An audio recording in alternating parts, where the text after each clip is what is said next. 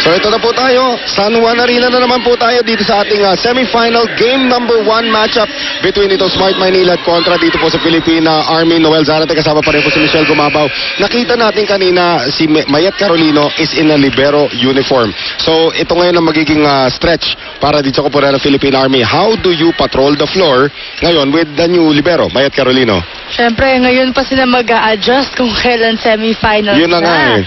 Pero hopefully naman, since lahat naman ng players dyan, veterano, at kahit sino pwede mag-man dun sa likod.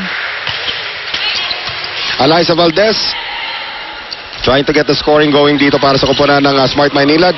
Carolino not successful. Quesini is successful. So si Pinok Quesini nakakuha ng unang puntos para dito sa koponan ng Smart Maynilad, the 6-footer from Thailand. Na magaling na mag-English ngayon. Kasi sa Australia na naglalaro. Siyempre, siya na tumatayo atang coach dito sa Smart pagdating sa loob. She can do that as Carolino will miss. So 2-0 para sa Smart Maynilad. Tandaan po natin, this is game 1 of the best of 3 series between these two teams. If it's Fun Family Pizza, it's gotta be Shakey's. Alyssa Valdez. Sharp serve, nahulog, tumama sa net. 3-0 Smart Maynilad. Good start naman. Pinag-uusapan natin kanina nung nag-meet yung dalawang koponan na ito. Nako. Talagang 5 mahaba-haba sets. tayo dito. 5 sets pareho yon. And I wouldn't be surprised if this takes the same route. Valdez, Nunag cannot field it. 2 aces for Alyssa Valdez. Nag-alangan si Nunag doon. It was going out. But sinubukan pa rin niyang kunin. Right. 4-0 Smart Maynilad. 4-1 Smart Maynilad. Service error against Alyssa Valdez. Andiyan pa rin naman yung ngiti niya eh. Kahit na service error pa rin siya. Siyempre, ang aga-aga pa para sa mimangot. Oh, ito yung arch nemesis ni Michelle Gumabaw nung college eh, no? Hindi ba sumakit ulo mo kakabantay dyan? Magaling, magaling. Oh. Here is Suzanne Roses. Gonzaga ngayon across, papunta rito kay Michelle Carolino. Ginamitan ng utak ang depensa na Smart. Nabasa niya yun, pero too late na. Jack Alarca had 6 aces in their last match, but that time it's a service error. So Jack Alarca gets the start today para kay Joanne Bunag na mukhang may karamdaman. Si Bunag only played 1 set in their last match against Cagayan Valley. Rexona anti-perspirant deodorant, it won't let you down. Michelle Carolino. Turned back there by Cotruang. Gonzaga, iuhulog. Suroses. De Leon, running attack. Cassini and the block of Carolino will go out. And speaking of former MVPs, here's another one of them. Axel is the official outfitter of the Shakey's V-League. Suzanne Roses. Pinag-usapan natin siya at the top of the coverage. She has to contain this lady. Jovelyn Gonzaga. Cotruang, turned back there by Gonzaga. And still kept alive off the hands of Balse. Gonzaga on offense. Si Gonzaga everywhere, ano? Kanina nasa kaliwa, lumipat sa kanan, biglang umatake. Sige, sumasakit ng ulo. Hindi niya alam kung saan siya pupunta eh.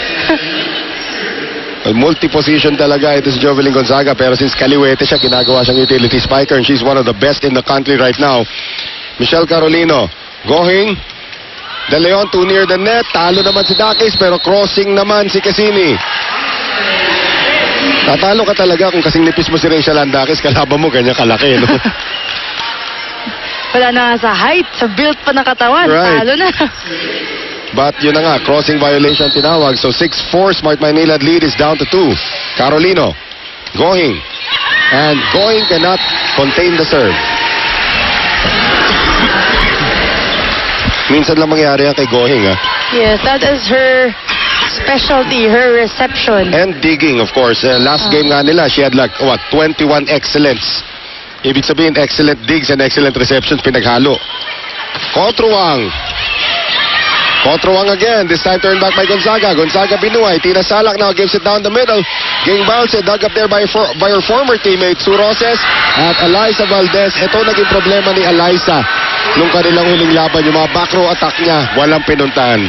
Talagang, may pinuntahan. Pero nasa kabilang dulo na siya ng As in, she's probably scored about 4 of her 17 points on the back row attack, but she must have attempted 40 of them. Ganong karami. Yung mga halos lahat lumabas ba? O? Hindi, talagang either lumabas or natatapik. It was not effective. Let's see if it changes now. Dakis, lusot kay Pinok Quezini at lamang ng Philippine Army. Unang kalamangan niya ng Philippine Army. Of course, you have to remember that this team with Dakis won the initial Open Conference in 2011. Carolino. Going.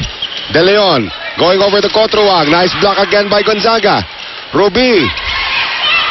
And this is a gift, not converted, and Dakis gives it up. Running attack, Quezini. Ando na naman si Dakis. Quezini ngayon for Cotruang. Salak, combination for Dakis, blocked by De Leon. Salak, Balse, dug up there by Cotruang. Cotruang blocked by Gonzaga. Kept alive, Roses gets it across. Salak now, going to Dakis, and again blocked by Quezini. Long rally. Salak, Gonzaga! All of a sudden, 6 straight points for the Philippine Army. They're up by 2.